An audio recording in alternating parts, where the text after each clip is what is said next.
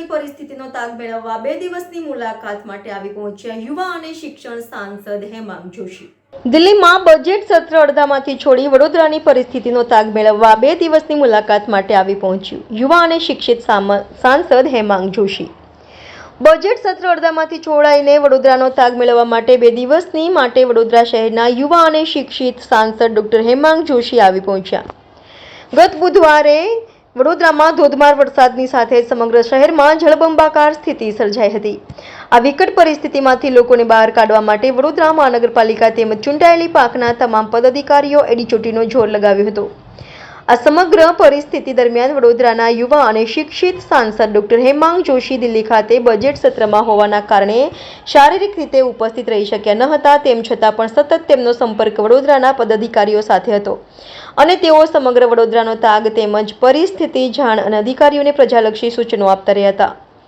ત્યારે આજે વડોદરાના પરિસ્થિતિનો તાગ મેળવવા માટે 2 દિવસની વડોદરાની મુલાકાતે વડોદરાના સાંસદ હેમાંગ જોશી વડોદરાના એરપોર્ટ પર આવી પહોંચ્યા હતા, જ્યાંથી સીધા જ ઉપસ્થિત મીડિયા કર્મી અને સાથે રાખી પરિસ્થિતિનો તાગ મેળવવા પોતે જ વાહન હંકારી નીકળ્યા હતા, જ્યાં તેમણે કાલાઘોડા ખાતે વિશ્વામિત્રીની જળ સપાટી અને સ્થિતિ જોઈ હતી। ત્યારબાદ વડોદરાના પરશુરામ ભટ્ટાની પરિસ્થિતિનું નિરીક્ષણ કરવા માટે અકોટા દાંડિયા બજાર બ્રિજ પર પહોંચ્યા હતા। તેમની આ 2 દિવસની મુલાકાતમાં તેઓ વડોદરા જિલ્લા કલેક્ટર કચેરી તથા વડોદરા મહાનગરપાલિકાના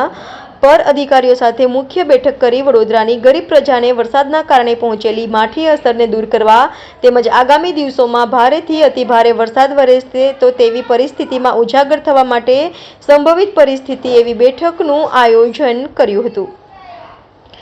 અત્રે ઉલ્લેખનીય છે કે વડોદરાના સાંસદ ડોક્ટર હેમાંગ જોશીએ મુખ્યમંત્રીને પણ મૌખિક તેમજ પત્ર દ્વારા જાણ કરવામાં આવી છે। અસરગ્રસ્તોને આર્થિક સહાય મળી રહે તે માટે જણાવવામાં આવ્યું છે। બુધવારથી લઈને અત્યાર સુધી સમગ્ર પ્રશાસનની કામગીરીને તેમણે બિરદાવી હતી, જેમાં વડોદરા મહાનગરપાલિકા પોલીસ તંત્ર તેમજ મીડિયા કર્મીઓની સચોટ કામગીરીને વડોદરાના લોકલાડીલા સાંસદ હેમાંગ જોશી દ્વારા બિરદાવવામાં આવી। જે પ્રકારે 22 જુલાઈના રોજ ઓછા કલાકોમાં 13 ઇંચ કરતાં પણ વધારે વરસાદ વડોદરામાં પડ્યો,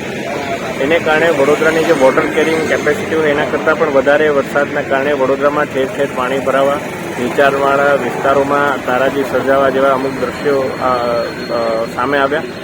અને એને લઈને કોર્પોરેશનની સમગ્ર ટીમ, અમારા વિધાનસભાના મુખ્ય દંડક આદરણીય બાલકૃષ્ણ શુક્લજી અને તમામ ધારાસભ્યશ્રીઓ, શહેર સંગઠનના અધ્યક્ષ અને તમામ કાર્યકર્તાશ્રીઓ, અમારા સર્વે કાઉન્સિલરો લોકોની વચ્ચે જઈ અને કયા પ્રકારે આ પરિસ્થિતિની અંદર લોકોને મદદરૂપ થઈ શકે એ બાબતે ચિંતા કરી અને અધિકારીઓમાં એક ઉચ્ચ અધિકારીથી લઈ અને આપણા સફાઈ કર્મચારી સુધી એક કર્મચારીએ એક ટીમ બની અને જે પ્રકારે પરિસ્થિતિને મેનેજ કરી અને અત્યારે સંકટ હાલ પૂરતું ટળ્યું છે એવું આપણે કહી શકાય, એ બાબતે હું તમામ લોકોને અભિનંદન પાઠવું છું। સાથે જ આપ સૌ મીડિયાના મિત્રો કે જેઓ 24 કલાક સતત રિપોર્ટિંગ કરતા રહ્યા અને લોકોને જાગૃતતા લાવવામાં આપ સૌનો સિંહ ફાળો રહ્યો, કારણ કે